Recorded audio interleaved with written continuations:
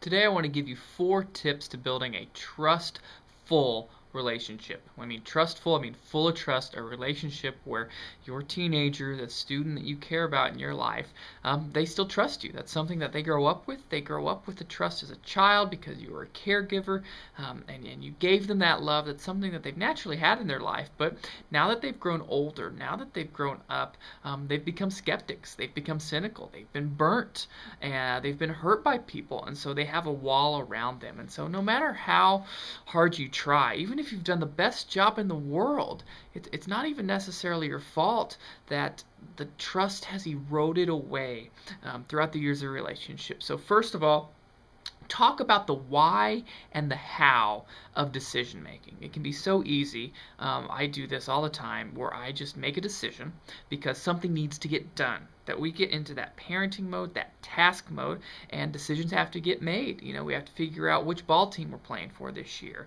or what clubs we're going to sign up for. And so as decisions have to get made, as we feel that pressure, it becomes natural just to make decisions. But teens, we're wanting them to grow up and become healthy adults that have positive decision-making skills in themselves. And so what we have to do is we have to mentor to them, and we have to model what good decision-making looks like. And so when making decision, when processing that decision, take the time to explain the why and to explain the how. And even if you think you've said it enough, say it again. Say it again, say it again, say it again, say it again. Because we can't over-communicate the why behind our decision making. And then the how, when we communicate the how of what decisions we make, what that does is it helps them see into our world a little bit, and it helps them to incorporate some skills that they might want to use to become a successful, healthy adult. The second tip is involve them in the decision making and include their opinions in it. Now, I want to draw a little line with that because obviously, them being an adolescent, they don't know the end-all be-all to the correct answer. They don't have all the information. We shouldn't give them that full decision making power. But again, if the end goal is for them to become a healthy adult, we have to make sure that we're involving them, we're making them feel like they have a voice. It might be a good thing to check. Okay, you may think you're having a voice, you've been giving them a voice, that you've been giving them space to talk, but how many times do you still override them? Is that just a pattern, or is their voice heard, and does their voice affect some of the decisions that go on in your family's life? The third trust building concept and key to put into use is asking good questions that make them feel understood. Because at the heart of a teenager, at the heart of an adolescent, is this desire to be known and to be understood. Because their biggest fear, they're so insecure, their biggest fear is that they're not going to be liked. And so you can actually help prove that you like them by asking good questions. That means not asking a list of questions that's just about behavior. You know, sometimes we get caught in that trap. We want to make sure that our teens are making good decisions. We want to make sure that they're making the right decisions. We want to make sure that they're growing. And we want to make sure that they're growing in the relationship with God.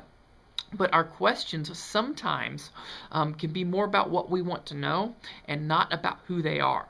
So when we go into a line of questioning with our adolescent, with a teenager, are we questioning their behavior? Are we asking more questions about what they're doing right or what they're doing wrong? Or are we asking questions about who they are and who they want to be? And there's a difference in that. It's a difference between saying, okay, so what'd you do today? Did you get your homework done?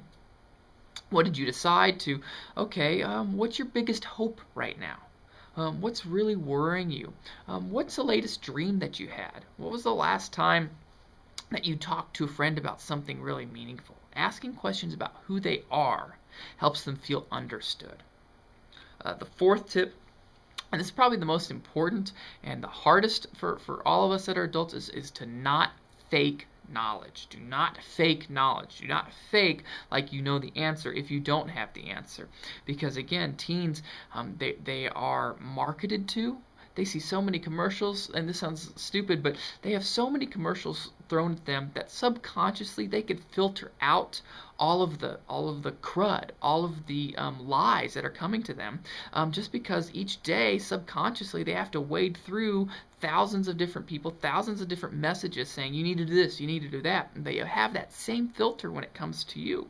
So even though you think that maybe the best case is to give them a direction, if you don't know the direction to give them, if they're struggling, don't fake knowledge. Be real with them. You earn so much more trust by being real. You earn so much more trust and you do so much better for that relationship if you just be honest. Because what you want to show them is, even by showing them your flaws, even by showing them your mistakes, even by saying, I don't know, I don't know, I don't know, what you're doing is you're creating a safe place.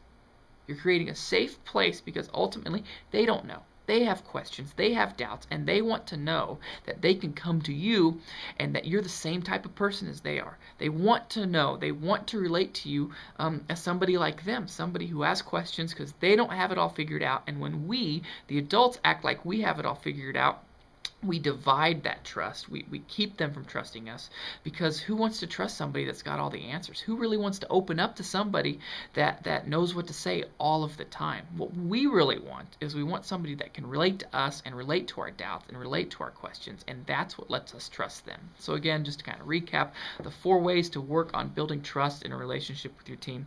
Talk about the why and the how of the decisions that you make. Explain that to them.